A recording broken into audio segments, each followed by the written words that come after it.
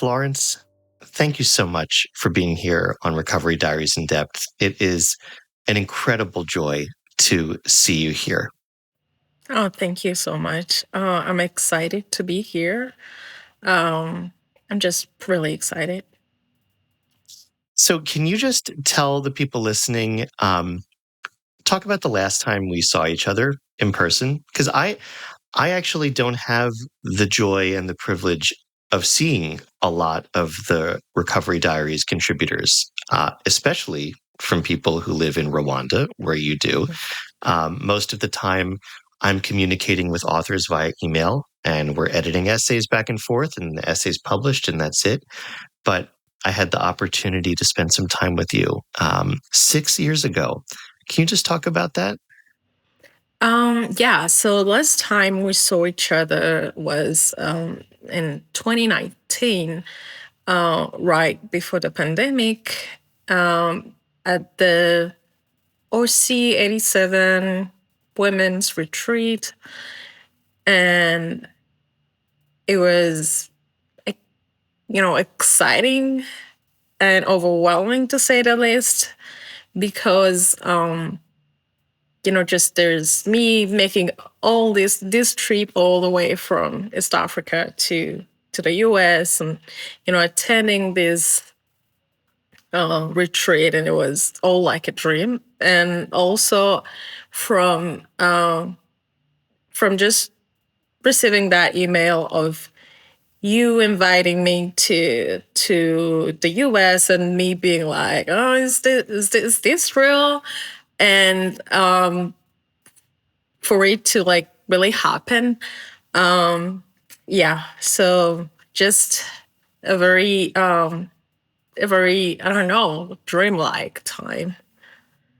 And it was for me too. And I just want to say that from getting to know you when your essay was first published, which was a couple years before the Women's Writers Retreat, and then the Writers Retreat happening, and in 2019, and now here we are in 2025, um, getting to talk on this podcast.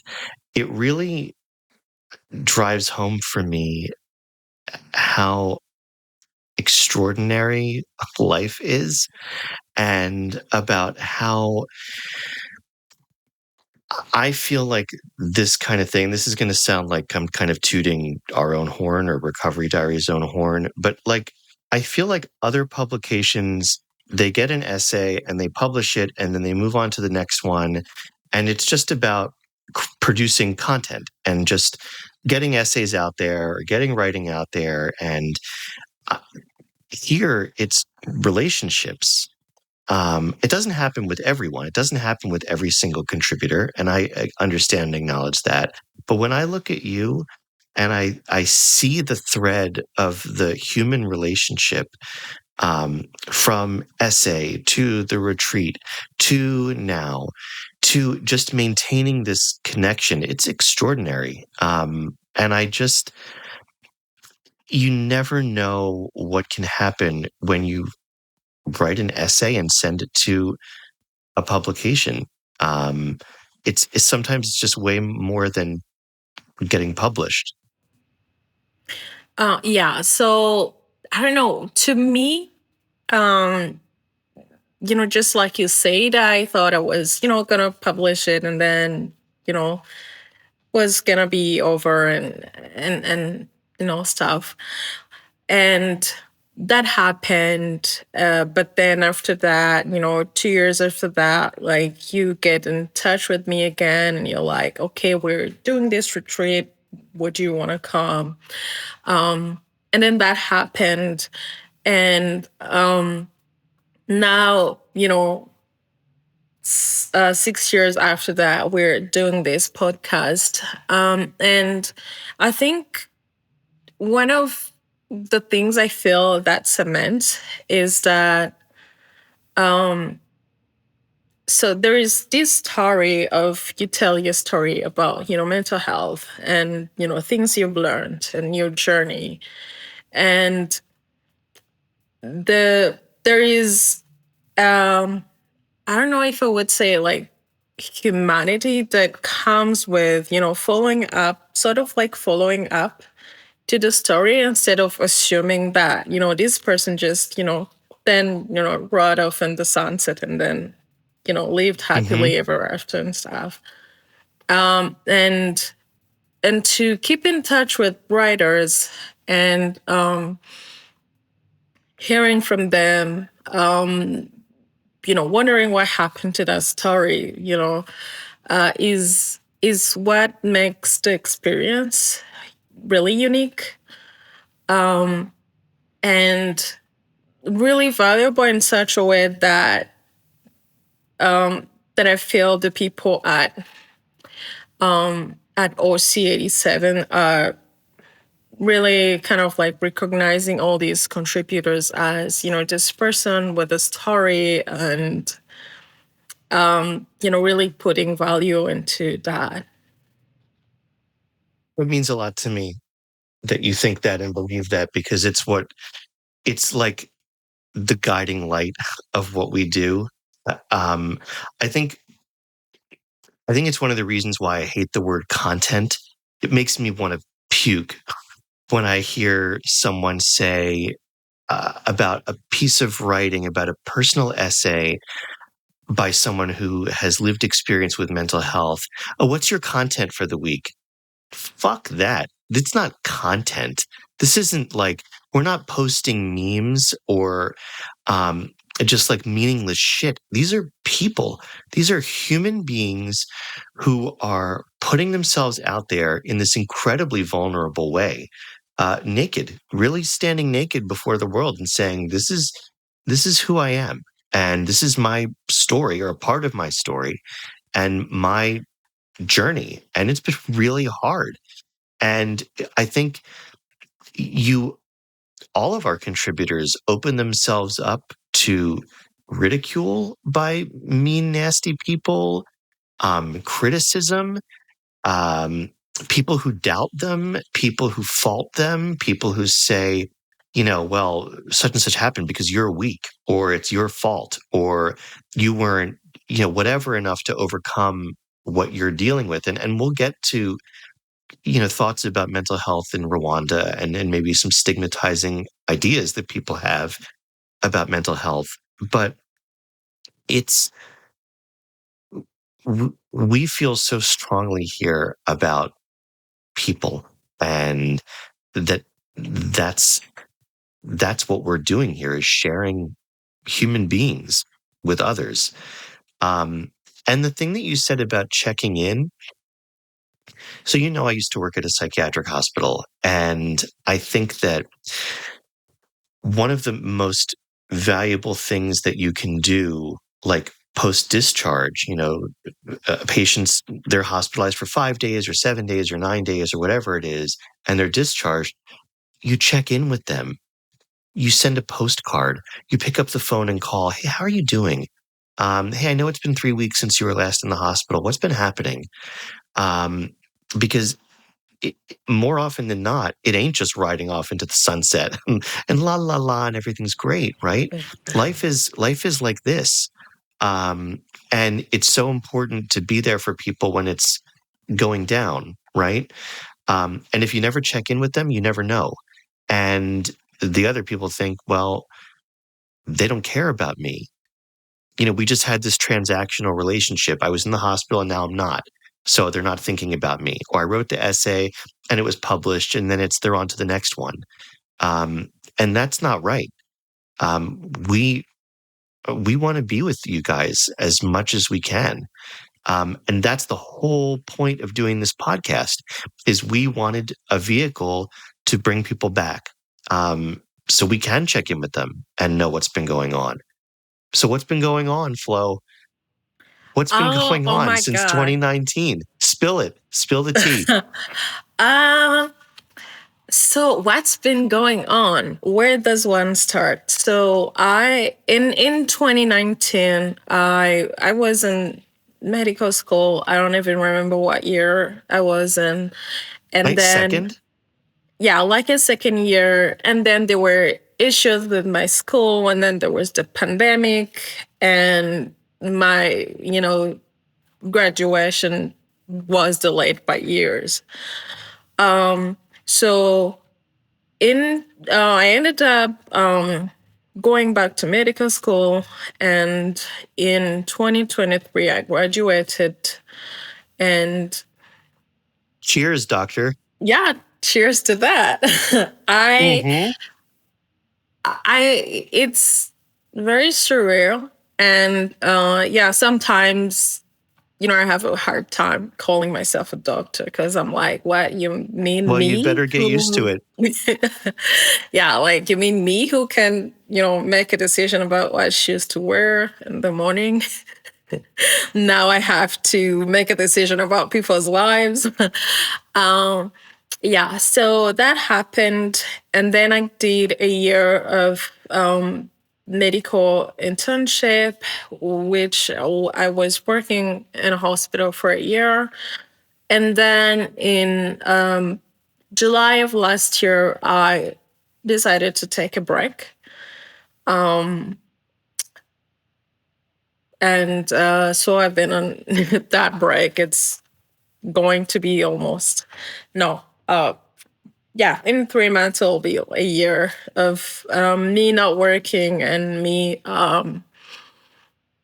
yeah, just hanging out. And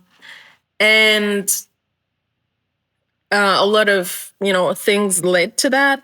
Um, uh, but another thing that was significant that happened is that before, shortly before that year ended, I started a ketamine treatment, Mm-hmm. which my therapist, who is an American woman who has been living in Rwanda for several years, started this clinic, which was in the making for several years. She would, would talk about it, and it sounded like it was never gonna happen, and she had to like jump through several hoops, and then she successfully started this ketamine clinic here, and it's in May it will have been operating for a whole year. So that's, an experience all of its own. Yeah, so those are, I think, the most significant things that have happened in my life since then. And now, like, I've taken this year to kind of like calm down, reevaluate my life, figure out what I want to do, if I want to go to residency, if I want to do a master's in this or that. Yeah, so that's where I've been at. That is a lot, and I have so many questions. But I think the first question that I have is about the ketamine treatment. Um, do you find it helpful? Can you talk a little bit about it? And were you anxious about trying it at first? And how have you been feeling? So for me, it couldn't come like this. The clinic couldn't start fast enough because it's very funny where I started with medication, where I started being very reluctant about trying different medications and stuff, and getting to the point of being like, if something is gonna help, I'm willing to try anything. And so through the years, I went through this history of really trying almost everything that was available at the market here in Rwanda, and also getting to a point where I was also even like getting medication that wasn't available in Rwanda, like getting medication shipped from like Europe or the US. And so I tried a lot of different things, and I would have some work, imperfectly, some work, and then stop working after a while. I would have some that would not work right away. And so I had this experience of, continuing to be very depressed. And even when I felt like anxiety was controlled, it was this thing of like, just working on two things. Sometimes anxiety is controlled, but then depression is there. Oh, sometimes depression is better, but then I'm very, very anxious. And so we tried all these things, and my therapist had clients who had good good results with ketamine, and she would talk to me about it and stuff. And because she was someone who I've worked with for several years, who knew me very well, and who knew also the history of how I would change medication, go back to it, try something new, and how my body would react to that. And so I was very anxious to try. I was very eager. I was like, if this is something that could help me, even if it was, for a while, like I'm very willing to try it.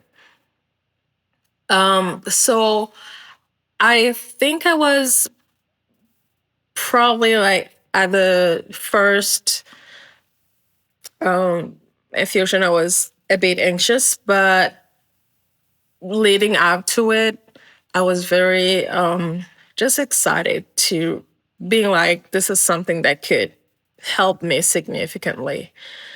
And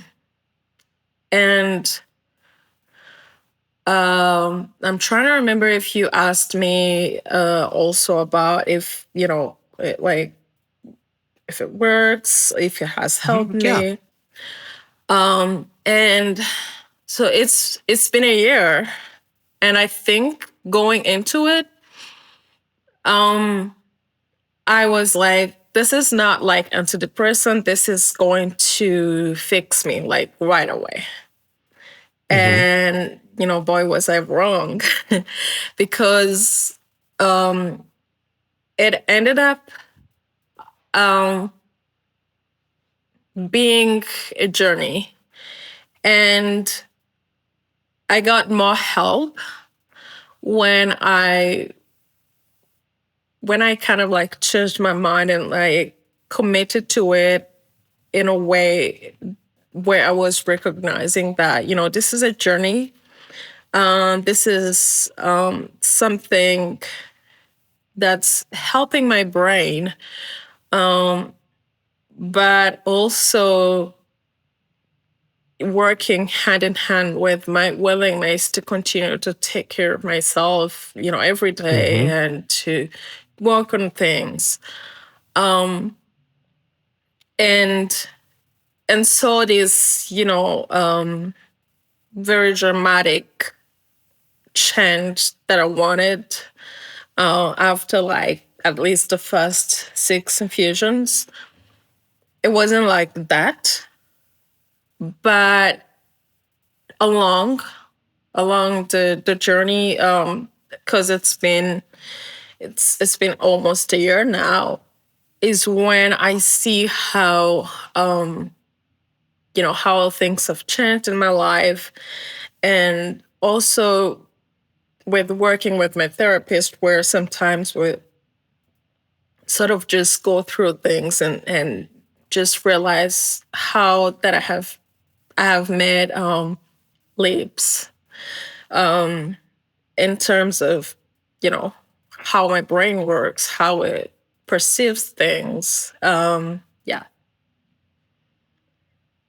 I love that you made the point about how, we want this thing, whether it's a ketamine infusion or whether it's an SSRI or whatever the pharmacological intervention, to just fix it and to have it kick in.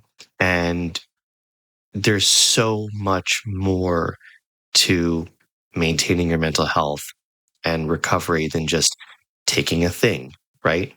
Putting some kind of substance in your body. And it's work.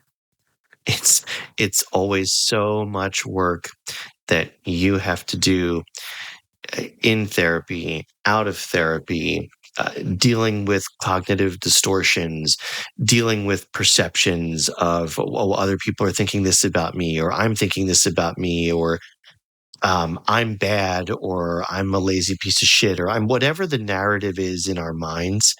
Um, it's so much work to constantly be challenging that and to be committing to being better, or committing to challenging those thoughts, or committing to changing behaviors that are no longer helpful or no longer serving you.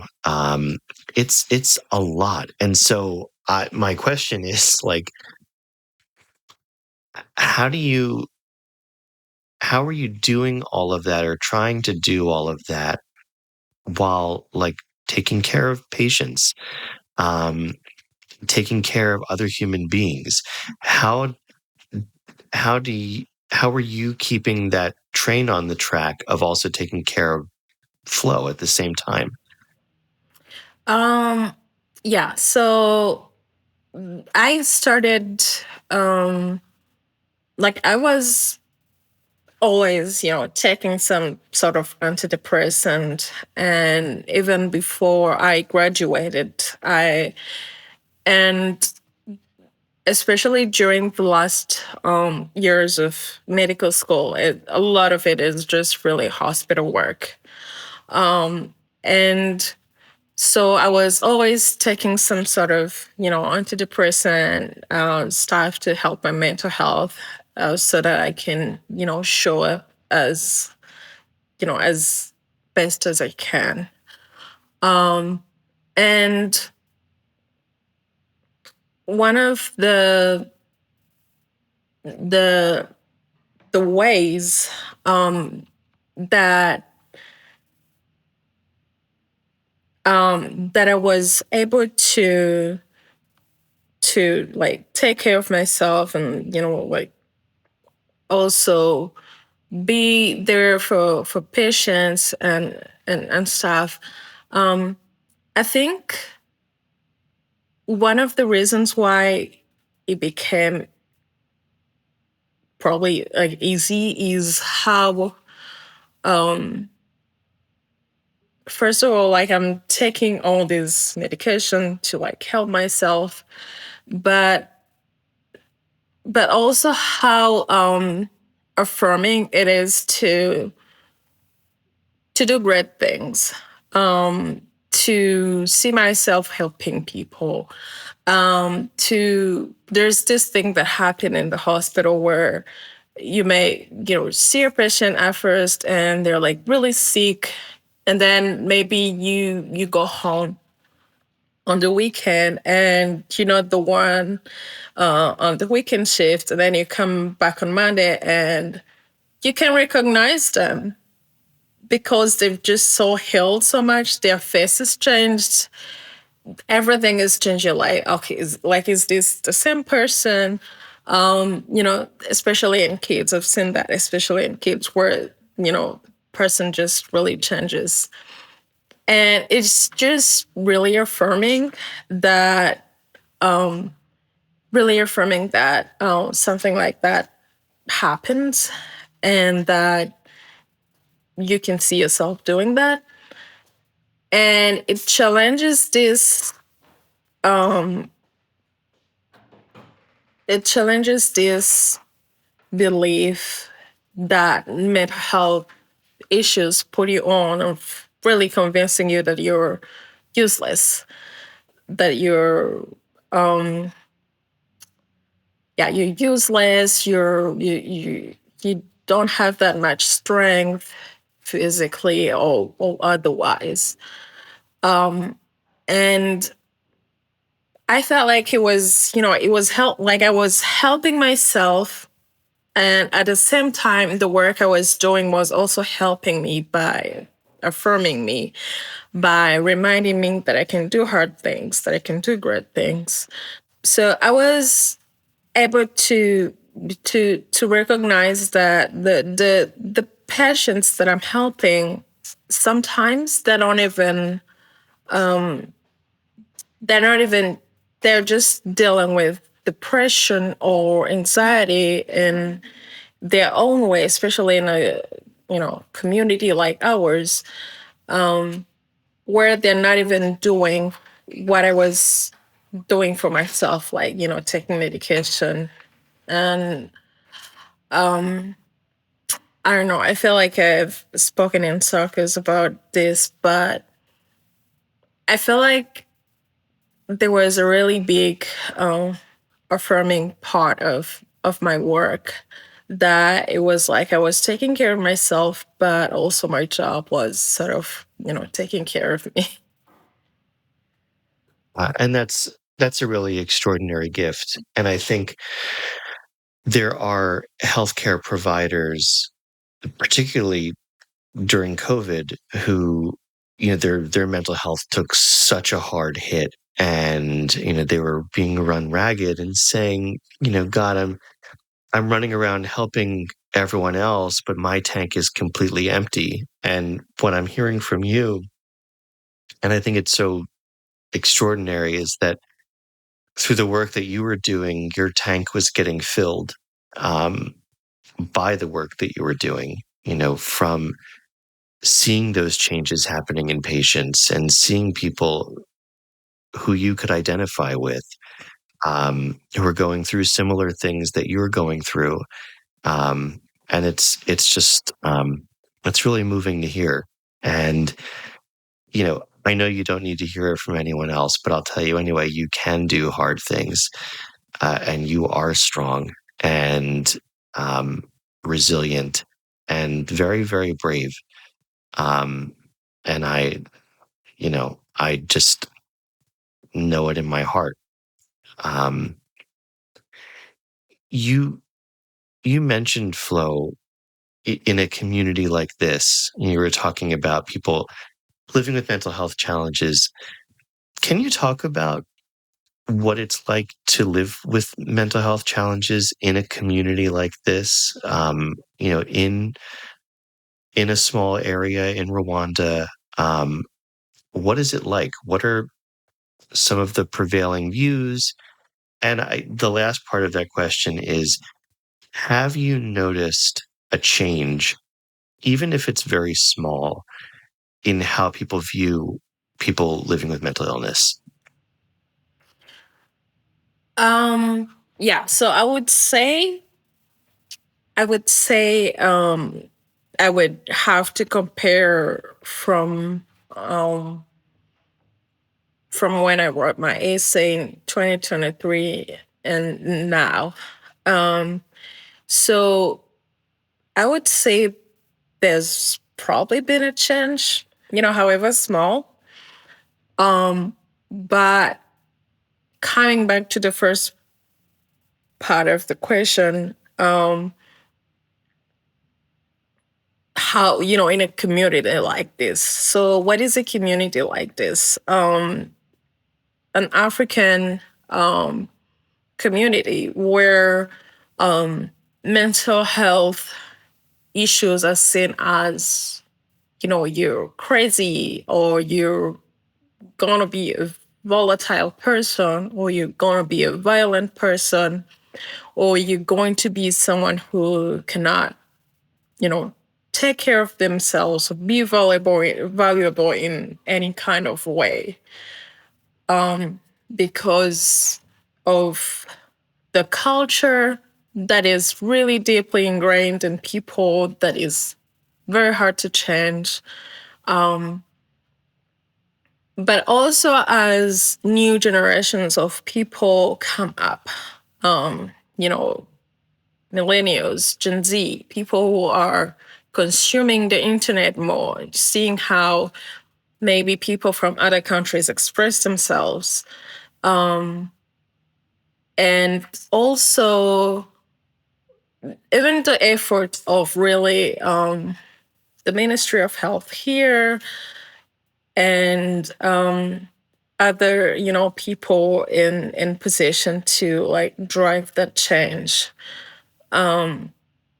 to really educate people, to really put things out there, to really try to, drive it home. Like mental health is this, mental health is not this. Having issues does not stop you from being a contributing member of society. Trying to break stigma and stuff like that. And yeah, so I would say that there is some change. It's harder to drive that change in older generations. Younger people are more likely to be willing to see this issue differently and to learn more. And another factor to that sort of makes the situation of Rwanda unique is, our history of the genocide, the 1994 Tutsi genocide. That is something that just there is no way to deny mental health issues when it comes to stuff like that, to survivors, children of survivors, and all of the other issues that are related to the genocide, because of the way heinous genocide is and how it's been. I was born during the genocide, so it's been 31 years since I was born. It's been 31 years since the genocide happened, and it feels as fresh as ever. It's just that one thing where, from the outside, you may, think about genocide and even other genocides that has happened in, other countries, and think of them as, it's been these many years and stuff. But there is, the trauma from the people who experienced it, their children, and it's something that just really gets ingrained in people. But then that was one part where I would say the community would understand that, some people had PTSD or Mhm. depression or, stuff from that. But then what about mental health issues from other aspects of life? From, you know, losing a child, from being overwhelmed at work, from losing an important relationship, or struggling with extreme poverty and stuff. And so I think there is a part that they understand. There's a part that is easier to understand because you're like, this is something horrible that happened to people, and we can understand that.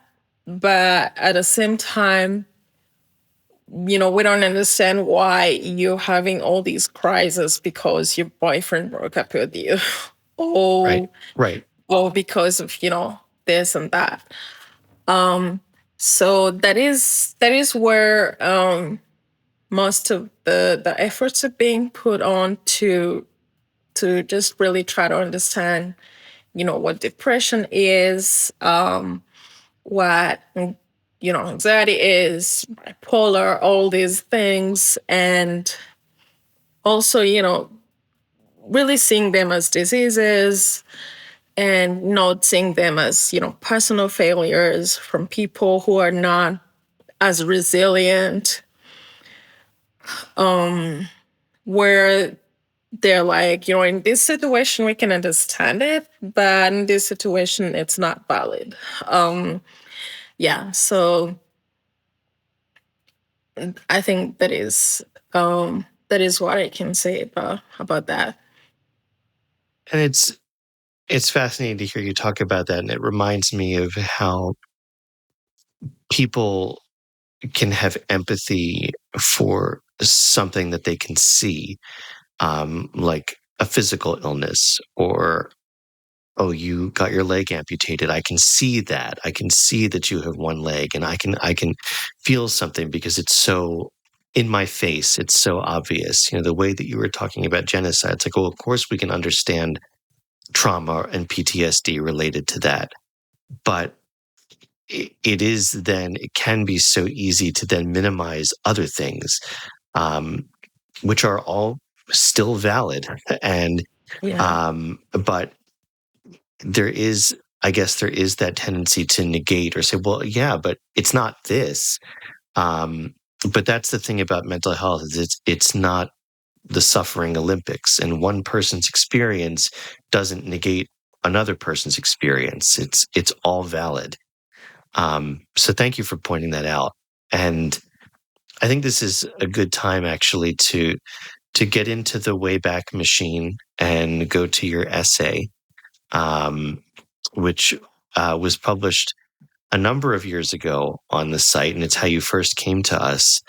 Um, and just full disclosure, like this was written a long time ago. I think you were 23, you said. Yeah. And now you're 31, and some thoughts and opinions and feelings may have changed, and we're going to talk about that when you're finished reading it. But it is such a beautiful essay, and an essay is a snapshot in time, and so we're going to go back to that time, playing hide and seek with a demon. My struggle with anxiety. Take it away, Flo, when you're ready. Yeah. So do you want me to like read the whole thing and then you will like stop me, or just read and You can just read the whole thing, and then we're going to talk about it a little bit. yeah, so playing hide and seek with a demon, my struggle with anxiety. I don't know when it started. It was not as though I suddenly woke up with a raging heartbeat and butterflies in my stomach, wishing I could run away from myself. It came in tiny beats of worry. I felt confused by this set of emotions, but I thought it would go away. Of course, the feelings did not end, and I knew I wasn't supposed to feel this way. I wanted to understand where the feelings were coming from, but I didn't. I couldn't bring myself to investigate them. Thus, I experienced many years of wrestling with an unknown demon, anxiety. Sometimes during dinner with the family, a simple thought crossing my mind would send my heart on a crazy ride. This was before my anxiety started to have direct triggers. Eventually, I recognized that my anxiety was attached to specific situations, like socializing. My energy was consumed by trying to stop my anxiety. I'd hold my breath and give myself a pep talk inside my mind. You are worried about something that no one else is worried about. Worrying isn't going to help you. You will be just fine. Breathe, say a prayer, and it will go away. I thought I could fix my problems by just snapping out of these modes of thinking. In reality, this just made the attacks worse. I couldn't sleep. I thought it was insomnia. Doctors asked me what I thought about while lying awake at night, and I said nothing. Truthfully, I was worried for my life, but I could not put these fears to words. I lay awake thinking that one day I would not be able to wake up and face the day. I lay awake thinking about how strange it was that I couldn't sleep while everyone else could. I thought, I am failing. I don't have what it takes to be here on earth. But I couldn't speak these thoughts aloud to the doctors. My anxiety made it so that I could not even close my eyes and rest. I tossed and turned and wished to see the morning come so the scary sounds of the night would be replaced by people. Social situations made me anxious, yes, but when I could get myself to go to class or chat with a neighbor, it was such a relief to exist for a little while in a world that had more characters other than me and where I wasn't alone with my demons. My whole life became worry. I felt scared to talk to people, scared to go to church, scared to go to parties, scared of visitors showing up at the house, things that used to bring me solace. I didn't want to be part of any aspect of my life. It all felt so unsafe. I anticipated worst case scenarios, embarrassing myself at a party, falling in front of everyone. In the morning on a Sunday, I would tell myself that I would go to church. In the evening, I say to myself that I would go no matter what. And as the clock neared 4 p.m., I was consumed by thoughts that there was something out there, even though I couldn't name it. And then, just when I thought it couldn't get worse, I started medical school, and my anxiety progressed to new heights. I remember my alarm going off around at 4 p.m. I had set it to wake up and study for my test. When it went off, I felt as though I had been paralyzed in my bed. My anxiety told me I could never pass my test. I couldn't even bring myself to study because my anxiety told me I would fail, no matter what.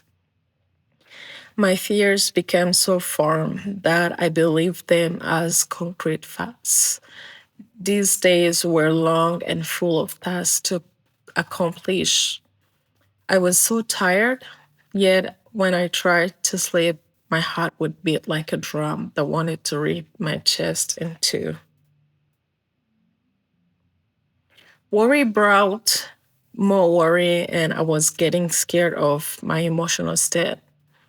I was a stranger in my body. I had no coping methods. I couldn't talk to anyone about what happened. When I told the doctor that, it felt as though my heart was racing. He did a test, but found that nothing was wrong. He told me to go home and relax. I couldn't bring myself to confide in anyone. I was afraid of being judged. I was afraid no one would be able to understand what I was going through. It all felt too complicated and impossible to explain to anyone else. I was convinced there was no way that I could be helped.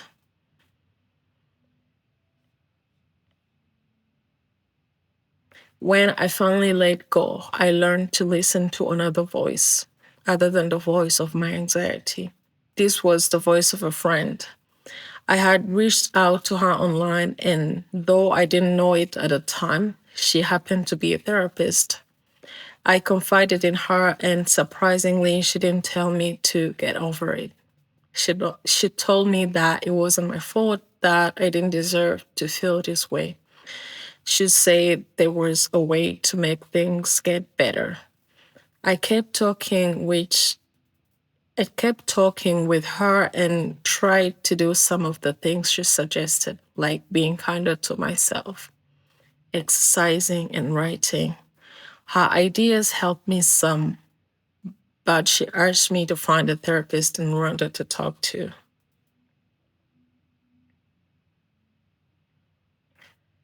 Mental health resources are very limited in my country. After a long search, I found a therapist with whom I felt comfortable. In Rwanda, we don't talk about mental health. It's taboo. Our culture condemns those who dare to feel or to say what they feel. When I started going to the hospital to meet with my therapist, I was certain that if I ran into anyone I knew, they would think I had lost my mind, that I had become the illness, and that there was no me after that. I couldn't tell anyone that I was speaking with someone to help fix my mind. Being a person with mental illness is incredibly shameful in my community. It isn't recognized as a health issue and doesn't get the same acknowledgement that a disease like malaria receives.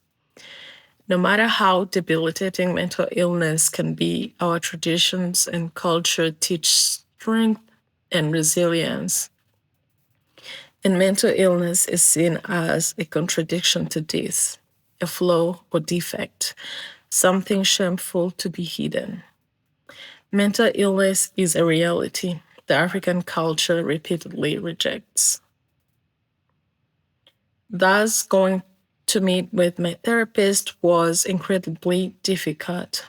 However, I recognized I had to find help or I may lose my life completely. Some Something inside of me chose life, no matter what it would take. Where that strength came from, I didn't know. My first days of therapy were more traumatic than healing. I knew that my therapist was there to help me and wasn't going to judge me, but in talking with her, I felt like there was a spotlight on my shame and the mess my life was. Therapy made me visit ugly places I had checked out of and intentionally disconnected from. I was terrified to replay scenes of an abusive childhood and several toxic relationships. It took a few sessions for me to feel as though I was healing instead of moving towards self destruction.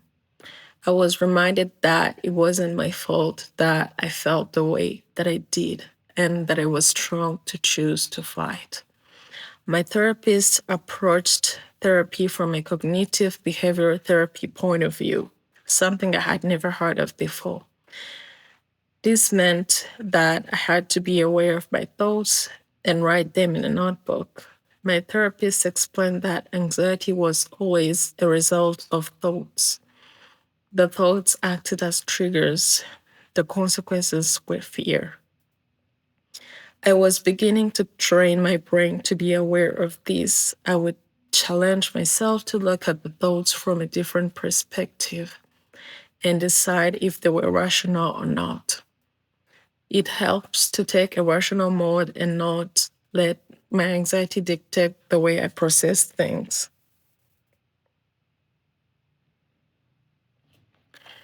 In trusting someone with my past, with my shame and anxiety, with the childhood traumas I had suppressed, was something I longed for but never expected to receive.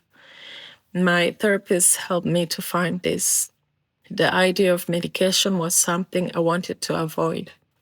I thought it was going to change me, that I may lose track of myself. Through much convincing, my therapist started to work with the neuropsychiatric hospital to choose the right course of medication for me. I was warned that it would take about 6 weeks for me to adjust to my medication, and it would get worse before it got better. And it did get worse, so much worse. It was a complete nightmare. It was a complete nightmare for 6 weeks. I could hardly function. I would jump at any sound. I dreaded the night. I dreaded the nighttime with the fear that people would bring into my house, rob, and rape me. I was frozen in fear and helpless. I wanted to die. I had thought I had to fight through the worst of my anxiety to get to the other side. My friend, whose idea it was for me to start treatment, was my main support system. My therapist also listened to my concerns. She talked to the hospital about adjusting my doses until my body was ready. They both promised over and over when I wanted to give up that it was going to get better. And then after rain came sunshine. my body got used to my SSRI medication, and suddenly life felt like life again. A few weeks into the medication helping to bring me strength, I signed up for a youth conference, and once it wasn't difficult for me to get out of bed and attend something, I was able to show up, be myself, and participate. I talked to a lot of strangers and reconnected with parts of myself I thought I had forever lost to anxiety. I didn't have to question to I didn't have to question my speech 1,000 times before saying something. It felt incredibly easy to be myself. I became confident. I looked forward to each day when I woke up, ready to take risks and be myself. I reconnected with the me that I knew was deep inside. I could hardly believe I was still there. It's been 2 years after that high and that moment of extreme positivity. The medication I was taking that had been working so well for me became unavailable in my country. And I tried alternatives, experiencing many highs and lows of other medications, dealing with side effects and resistance, and trying to handle the cost of medication and therapy. Eventually, I exhausted the alternative which were available for me and tried the healing process without medication. While I am not living the high and the beautiful sunshine of when my body got used to my old medication, I am far from the girl I used to be. Yes, I still have days when I am overwhelmed and frozen in fear. Sometimes I feel again that a stranger is living inside of me. But I also have days when I talk to my fears and I listen. Just last week, I was trying to get my head around the fact that the hectic part of my semester is approaching. My anxiety hit as I was packing to go. I felt so far out of touch with my studies. Anxiety yelled that I wasn't like the others, that I was sick and weak and sleep deprived. I firmly say to myself, I have done this for 4 years now and I can do this. I am sick, but I've got this, and all you ever tell me is lies. I no longer let anxiety stop me from living the experiences of this life. I take chances and I dream. I know I am never going to go back to where I used to live. There is no easy or instant fix for mental illnesses, including anxiety. Healing is a journey and a choice one makes every day. Sometimes you're going to try a million different things before something works for you. Sometimes something is going to help you at first try. The most important thing is don't give up, reach out. You cannot make it on your own. And letting yourself be helped is not shameful. It is strength, a powerful way to fight. Oh, and that's the end. Wow, that is the end. And what a powerful, affirming, hopeful end. Um, Flo, thank you so much for writing that and for sharing that with our community and for starting this long relationship with this piece. This is how it all began. Um, Yeah. what is it like for you to go back to this after so many years? Um, it's it's beautiful and shocking in a way because I'm reading it and I'm relating to it. Um, and then I'm also in awe of that voice, knowing what I know now and knowing, what would happen in my life for the years to follow. Um, and, one of the things that um, that hit me was, how I was talking about medication and how hard it was to access. Hmm. Um, and that was before COVID because Yep. uh, in 2019, COVID started, and none of the medications that I was taking, none of it is manufactured in even Africa to begin with. And flights from Europe or from all the places where the medications that I was taking was being manufactured, everything was disrupted. And for several months during COVID, I went, without. I just couldn't find my medication anywhere. And,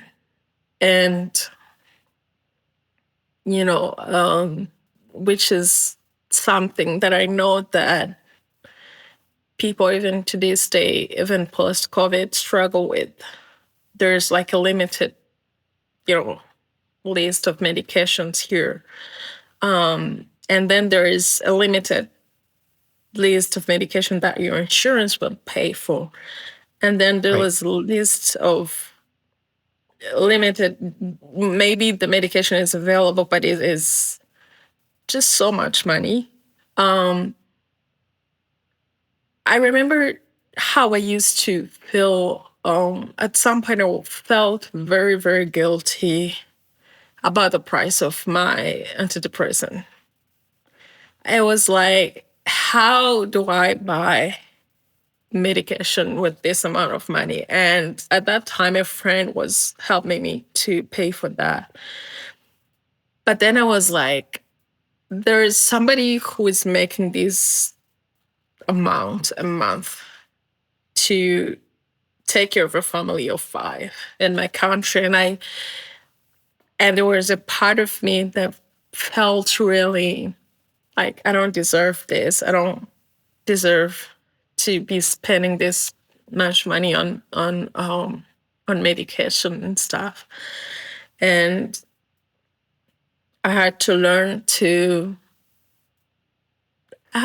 believe that it was worth it, and it Mm-hmm. wasn't easy. So recognizing that, and also, I don't know, just it made me, nostalgic of, that person. Um, like I was young, I had gone through stuff, but it was also full of hope. But I'm also excited about the hope that I have, especially towards the end, that comes with having answers.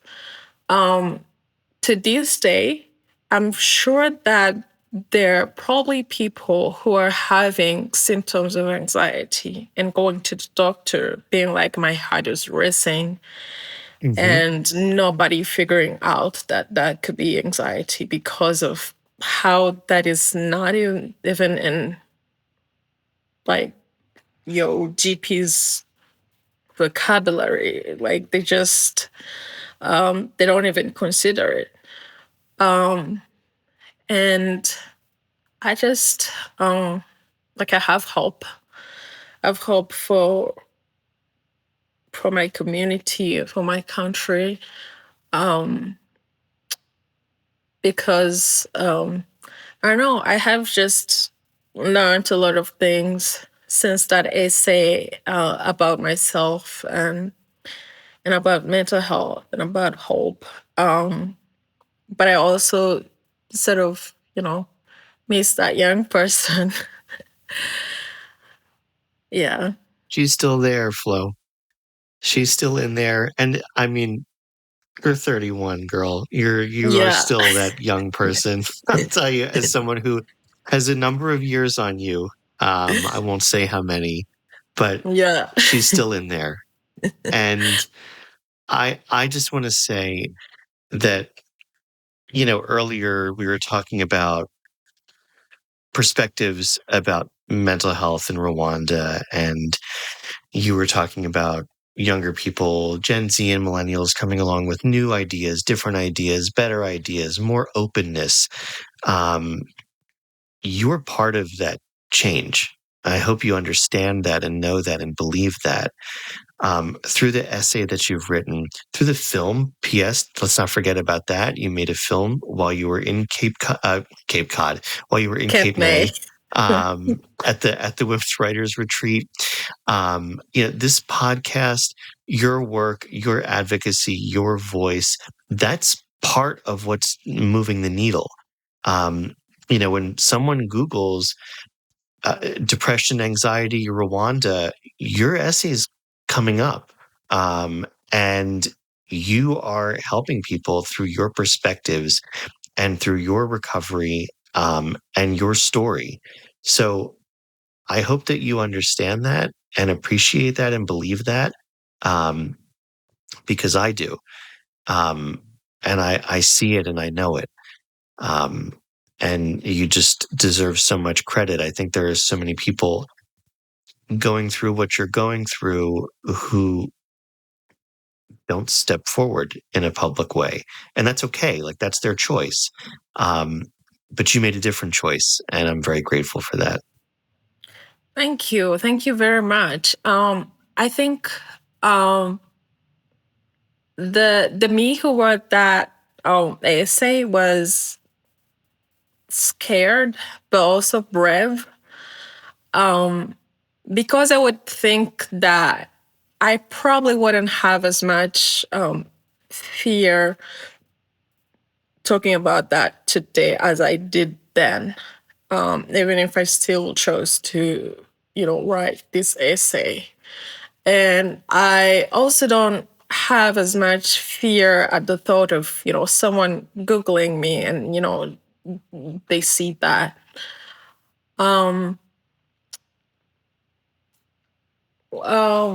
One of the important things is, just like you were talking about, this generation, some of the ways in which I found, resources was just to Google people to, try to find resources. And there are more centers now in the country. And another aspect that is probably specific to me is that,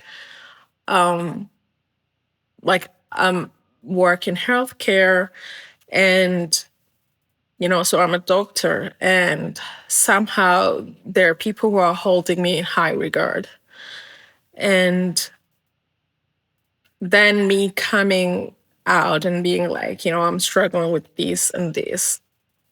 Um, I still wonder if, um I don't know. I don't know if I have the answer to that. I wonder if I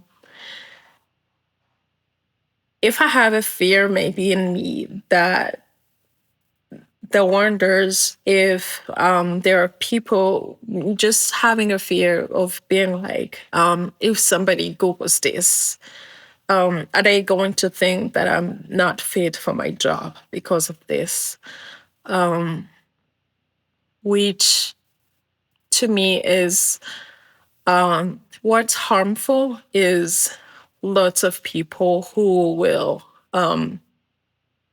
never go to anywhere near a psychiatric hospital or a therapist office because they're a minister, or because they're, head of a certain hospital, or because they're in the parliament, stuff like that.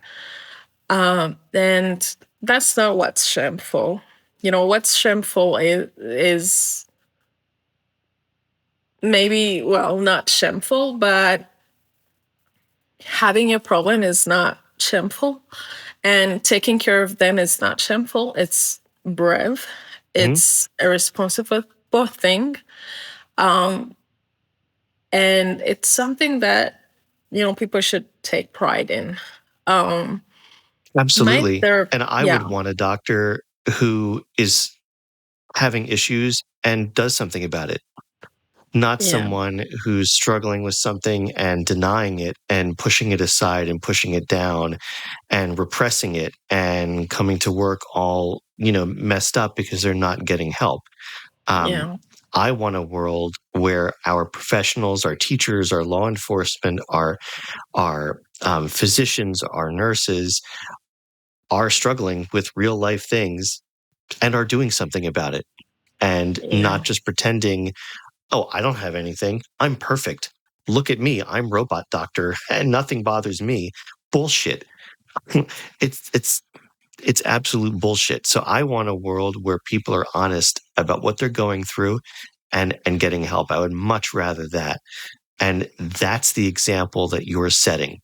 And if there are people out there who are too narrow minded or ignorant or stupid to understand that, um, and to put it in another way, let's say you had raging diabetes, but you weren't controlling your blood sugar, you weren't taking insulin, you were denying that you had Yeah. diabetes, but you have it.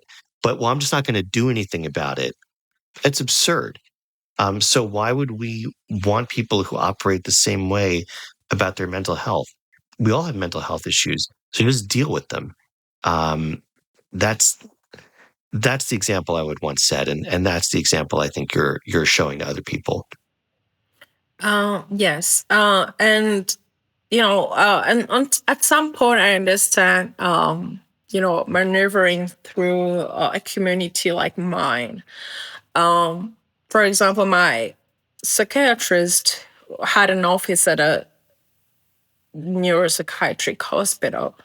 But there were people who would reach out to her and be like, I am someone who is important. Maybe I'm the CEO of something or this and that. And I want to look for help, but I will not set foot into a psychiatric Hmm. hospital. And she would see them at her home. Um, and she is also careful about where she leaves. She wants it to be, as discreet as possible, which I believe, the right to privacy and also the journey of where people are at, because some people will, take a little while to not be as ashamed or Sure. understand. Yeah.